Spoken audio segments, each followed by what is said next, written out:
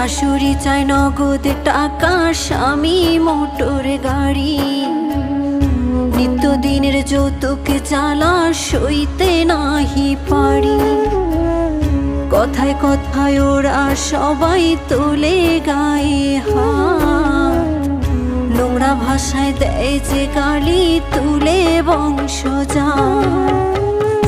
একদিন ঠিকই শুনবা বাবা তোমার মেয়ে নাই, যৌতুক নামের মরণ ব্যাধি হবে সেদিন দায়। একদিন ঠিকই শুনবা